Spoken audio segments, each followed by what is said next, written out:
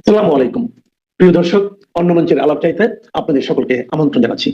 পাকিস্তানের joint chiefs of staff committee বা সিজেসিএসসি এর চেয়ারম্যান জেনারেল সাহির শামসাদ মির্জা বাংলাদেশ সফর করেছেন। তার এই সফরে একটি লাঠি আর একটি মানচিত্র ব্যাপক বিতর্কের জন্ম দিয়েছে।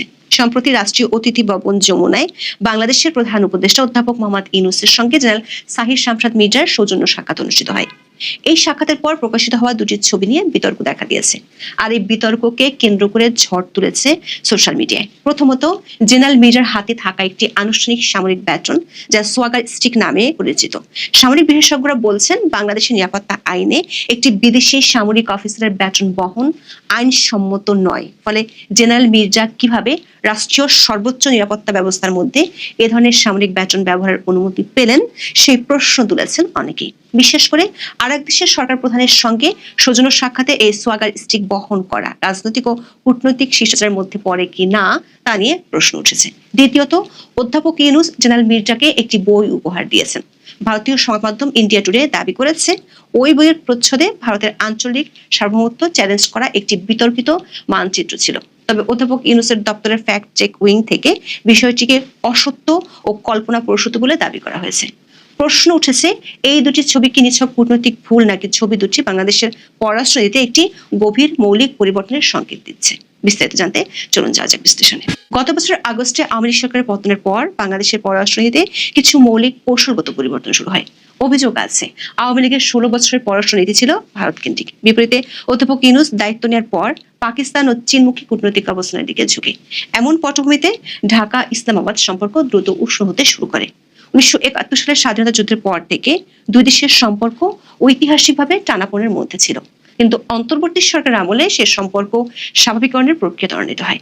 2024 সালের আগস্টে পাকিস্তানের উপপ্রধানমন্ত্রী ও পররাষ্ট্রমন্ত্রী ইসাক দারের ঢাকা সফরকে ইসলামাবাদ ঐতিহাসিক বলে মন্তব্য করেছিল। কূটনৈতিক বিশ্লেষকরা মনে করেন, বাংলাদেশ ও পাকিস্তান এখন কেবল দ্বিপাক্ষিক বাণিজ্য, বিনিয়োগ এবং প্রতিরক্ষা সহযোগিতা বাড়ানোর দিকেই মনোযোগ দিচ্ছে না, বরং আঞ্চলিক কৌশলগত বিষয়গুলোতে তাদের স্বার্থের সমন্বয় ঘটাতে চাইছে। এমন প্রেক্ষাপটে 25 অক্টোবর রাতে রাষ্ট্রীয় অতিথি ভবন যমুনায় অধ্যাপক মোহাম্মদ ইউনূসের সঙ্গে সৌজন্য সাক্ষাৎ করেন পাকিস্তানের জয়েন্ট চিফস অব স্টাফ কমিটির chairman general Sahir Shamsad Mirza. General Mirza পাকিস্তানের সামরিক কাঠামোর সর্বোচ্চ স্তরের প্রতিনিধিত্ব করেন, যা এই সাক্ষাৎটিকে অত্যন্ত গুরুত্বপূর্ণ কৌশলগত মাত্রা দেয়। সাক্ষাতের পর প্রধান উপদেষ্টার প্রেস উইং থেকে ছবি প্রকাশিত হলে দুটি অভূতপূর্ব বিতর্ক জন্ম দেয়। প্রথমত, জেনারেল মির্জার হাতে একটি আনুষ্ঠানিক সামরিক ব্যাটন যা সোয়াগার স্টিক নামে পরিচিত সেটি দেখা যায়।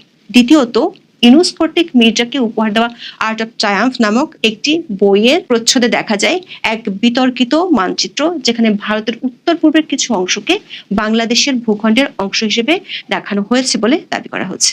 দর্শক, ছবিতে জেনারেল মির্জার হাতে যে লাঠিটি দেখা যাচ্ছে তাকে বলে সোয়াগার স্টিক। এটি একটি সামরিক ব্যাটন।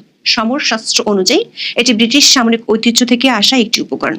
1702 সালে রিডিং প্ল্যান নামে এর শুরু, যা মূলত ড্রিল পরিচালনা, সৈন্যদের নির্দেশ দেয় এবং দূরত্ব পরিমাপের জন্য ব্যবহৃত হতো। কিন্তু সময়ের সঙ্গে সঙ্গে এর গুরুত্ব বেড়েছে।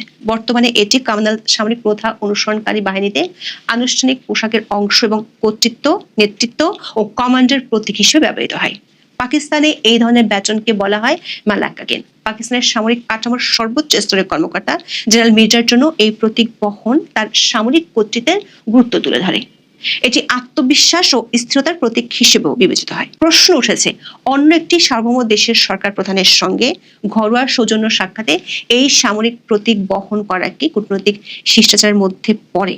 আন্তর্জাতিকভাবে স্বীকৃত প্রোটোকল অনুযায়ী সামরিক কর্মকর্তারা সাধারণত আনুষ্ঠানিক পোশাক পরলেও রাষ্ট্রপ্রধান বা সরকার প্রধানের সঙ্গে ঘরোয়া সৌজন্য সাক্ষাতে ব্যাটন বা আনুষ্ঠানিক লাঠি বহন করেন না। অনুসন্ধানে দেখা গেছে, জেনারেল মির্জার এই প্রতীক বহন ছিল একটি স্পষ্ট ব্যতিক্রম।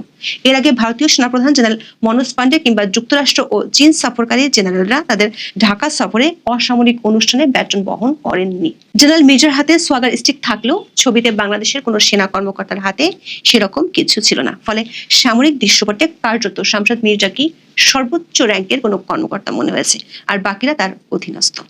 এই বিতর্কে আরো একটি গুরুত্বপূর্ণ প্রশ্ন উঠে এসেছে, সেটি হলো বাংলাদেশের অভ্যন্তরীণ নিরাপত্তা ও আইনি প্রটোকলে সোয়াগার স্টিক বহন করা কতটা আইনসম্মত। প্রধান উপদেষ্টার কার্যালয় ও বাসভবন উচ্চ নিরাপত্তা অঞ্চল হিসেবে বিবেচিত। বিশেষ নিরাপত্তা বাহিনী বা এসএসএফ অত্যন্ত কঠোর নিরাপত্তা নীতি অনুসরণ করে। বাংলাদেশের প্রধানমন্ত্রী বা সরকার প্রধানের সঙ্গে সাক্ষাৎ করতে গেলে কোনো ব্যক্তি ব্যাটন বা এই রকম কোনো বস্তু বহন করতে পারেন না। মেটাল ডিটেক্টরের মাধ্যমে পরীক্ষা নিরীক্ষার পরই কাউকে প্রবেশের অনুমতি দেওয়া হয়। ব্যাটন, লাঠি, ধাতু প্রান্তযুক্ত ছাতা বা কলমের মতো অস্ত্রসদৃশ বস্তু বহন নিষিদ্ধ। ঢাকা মহানগর পুলিশ অধ্যাদেশের অধীনে নির্দিষ্ট স্থানে অস্ত্র, ছুরি বা লাঠির মতো যে কোনো বস্তু যা শারীরিক সহিংসতার সৃষ্টিতে ব্যবহৃত হতে পারে তা বহন নিষিদ্ধ। আইনত ব্যাটনকে প্রতিরক্ষামূলক বা আক্রমণাত্মক সরঞ্জাম হিসেবে শ্রেণীবদ্ধ করা হয়। শুধু বাংলাদেশের অনুমোদিত নিরাপত্তা কর্মীরা সরকারি দায়িত্ব পালনকালে এমন বস্তু বহন করতে পারেন। বিদেশি নাগরিকদের ক্ষেত্রে এই বিধি প্রযোজ্য নয়। দর্শক, প্রধান উপদেষ্টার দপ্তর থেকে যে গ্রুপ ছবি পাঠানো হয়েছে সেখানেও দেখা যাচ্ছে মানা হয়নি প্রটোকল। নিয়ম অনুযায়ী রাষ্ট্র বা সরকার প্রধান সমসংখ্যক প্রতিনিধি দুপাশে রেখে নিজে মধ্যবর্তী অবস্থানে দাঁড়িয়ে ছবি তুলবেন। গ্রুপ ছবিতে দেখা যাচ্ছে প্রধান উপদেষ্টার ডান পাশে আছেন 4 জন আর বাম পাশে 6 জন।